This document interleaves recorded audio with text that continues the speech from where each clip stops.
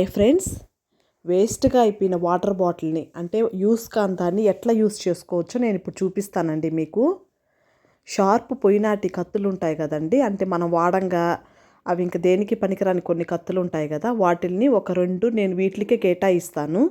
అంటే ఏదైనా wastage cut చేసుకోవడానికి, అంటే ఏమైనా హోల్స్ పెట్టుకోవడానికి కానివ్వండి, అందుకోసంగా వేడి చేసి పెట్టుకుంటానండి. ఈ విధంగా ఆ గ్యాస్ వేస్ట్ కాకుండా దాని మీద పాలదబర పెట్టేశాను.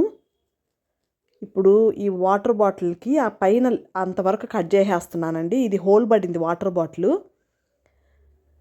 ఇది హీట్ తగ్గంగానే ఇంకొక కత్తి పెట్టేస్తానండి స్టవ్ పైన, అది వేడెక్కుతుంటుంది. ఆ విధంగా ఆ బాటిల్ మొత్తాన్ని కట్ చేసుకున్నాను.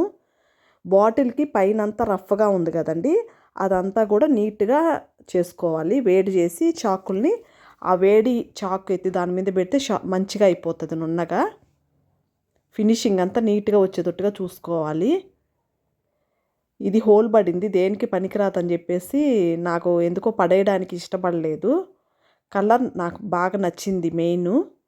నేను దాంట్లో కింద వచ్చేసి కొంచెం రాళ్ళు పోసుకొని తర్వాత కొంచెం లైట్గా ఆ బర్రి పేడ వేసుకున్నానండి. డ్రైగా అయిపోయింది ఎరువు. దాని మీద మట్టి పోసాను. ఈ విధంగా నీళ్లు లైట్గా వేసిన తర్వాత ఏ చెట్లన్నా తీసుకోవచ్చండి, మన ఇష్టము.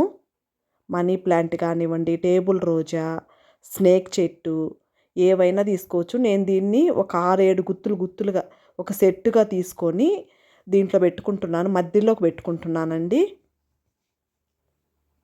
6-7 కొమ్మలుగా. దీనికి ఏర్లు లేకపోయినా బతికిపోతుందండి ఈ చెట్టు. బాగా అల్లుకుంటుంది, చాలా బాగుంటుంది అందంగా. నేను ఆఫ్టర్నూన్ చేశాను, అంటే ఎండ బాగా పడుతున్నింది. ఆ ఎండకి మీకు వీడియోకి సరిగా నాకు కనిపించలేదు అనిపించింది నాకు. కానీ తీసేసిన తర్వాత చూసుకున్నాను, అది ఎండ వల్ల అంత లుక్ కనిపించలేదనేసి.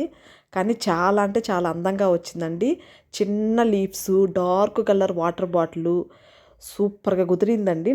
నాకైతే చాలా బాగా నచ్చింది. మీకు నచ్చిందా లేదా నాకు కామెంట్స్ చేయండి.